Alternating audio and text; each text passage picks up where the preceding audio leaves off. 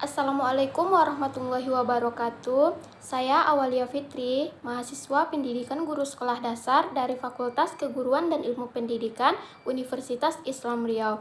Di sini saya akan menjelaskan proposal yang saya buat untuk memenuhi tugas mata kuliah seminar KSD-an, di mana proposal saya berjudul Hubungan Intensitas Bimbingan Orang Tua dengan Motivasi Belajar Siswa kelas 5 SD. Yang pertama yaitu latar belakang masalah. Manusia membutuhkan pendidikan dalam kehidupannya. Pendidikan merupakan usaha agar manusia dapat mengembangkan potensi dirinya melalui proses pembelajaran. Lingkungan keluarga atau orang tua merupakan pusat pendidikan yang pertama dan utama bagi seorang anak. Keluarga merupakan proses penentu dalam keberhasilan belajar.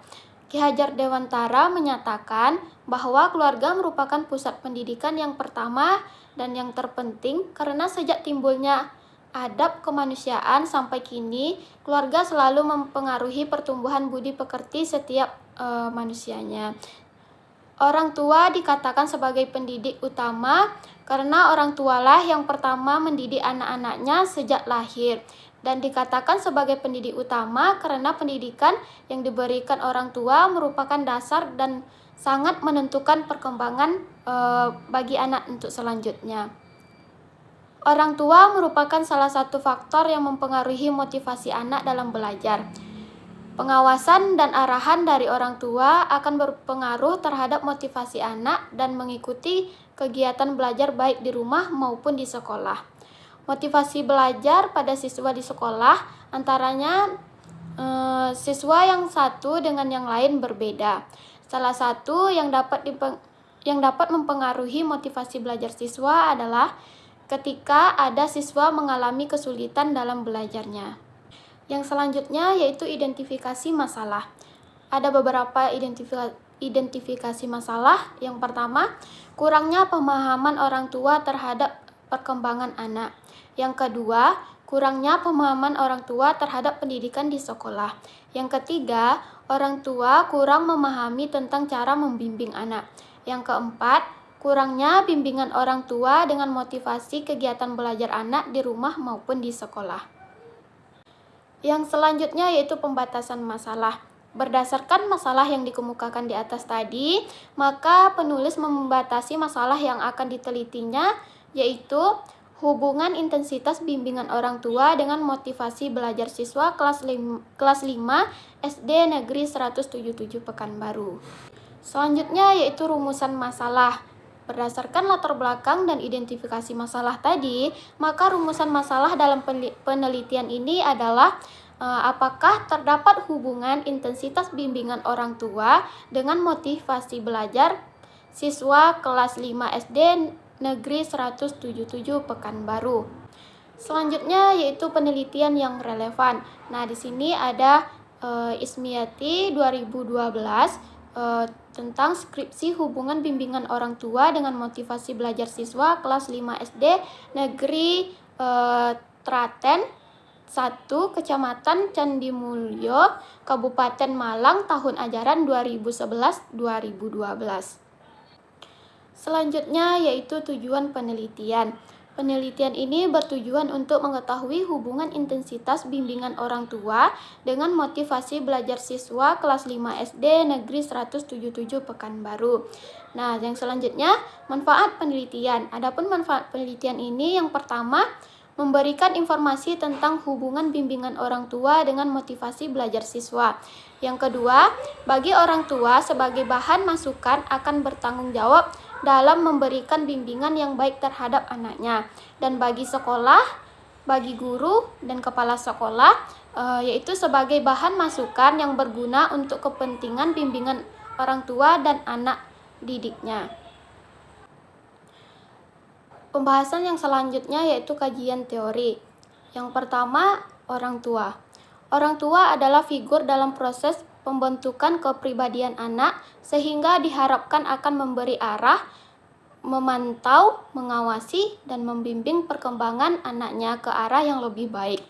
Nah, berdasarkan hal-hal yang diutarakan di atas, dapat diperoleh pengertian bahwa orang tua tidak hanya cukup memberi makan, minum, pakaian, kepada anak-anaknya, tetapi harus berusaha agar anak-anaknya menjadi baik, pandai, bahagia, dan berguna bagi hidupnya di masyarakat. Yang kedua, ada bimbingan orang tua. Bimbingan berarti suatu proses pemberian bantuan atau pertolongan kepada individu dalam hal memahami diri sendiri, menghubungkan pemahaman tentang dirinya sendiri dengan lingkungan, memilih, menentukan, dan menyusun rencana sesuai dengan konsep dirinya sendiri. Tugas dan peran orang tua terhadap anaknya dapat dikemukakan sebagai berikut. Yang pertama, mengasuh, membesarkan, dan mengarahkan menuju kepada kedewasaan serta menanamkan norma agama, nilai, moral, dan sosial yang berlaku di masyarakat. Yang ketiga ada motivasi. Motivasi berasal dari kata bahasa Latin yaitu mover, yang kemudian menjadi motion, yang artinya gerak atau dorongan untuk bergerak. Jadi motivasi merupakan daya dorong, daya gerak, atau penyebab seseorang melakukan berbagai kegiatan dan tujuan tertentu. Nah, adapun macam-macam motivasi itu, yang pertama ada motivasi intrinsik, yang kedua ada motivasi ekstrinsik. Selanjutnya yaitu metodologi penelitian. Yang pertama ada tempat dan waktu penelitian. Adapun lokasi penelitian ini adalah di Sekolah Dasar Negeri 177 Pekanbaru. Waktu penelitian ini yaitu bulan Januari sampai dengan Februari, semester genap tahun ajaran 2020-2021. Selanjutnya yaitu metode penelitian. Dalam meneliti ini, penyusun menggunakan metode deskriptif karena penyusun mempunyai tujuan untuk membuat deskripsi atau gambaran secara sistematis mengenai permasalahan dalam penelitian ini. Dalam pengumpulan data yang diperlukan, maka penulis menggunakan hal-hal yang pertama, metode angket, yang kedua metode observasi, dan yang ketiga metode dokumentasi dan wawancara. Selanjutnya ada populasi dan sampel penelitian. Populasi adalah keseluruhan objek yang dihadapi, sedangkan sebagian populasi yang diambil digunakan untuk menduga ciri-ciri populasi tersebut dinamakan dengan sampel. Jika semua anggota atau unsur populasi diamati, maka disebut dengan sensus, dan hasil pengamatan disebut dengan data sebenarnya atau parameter.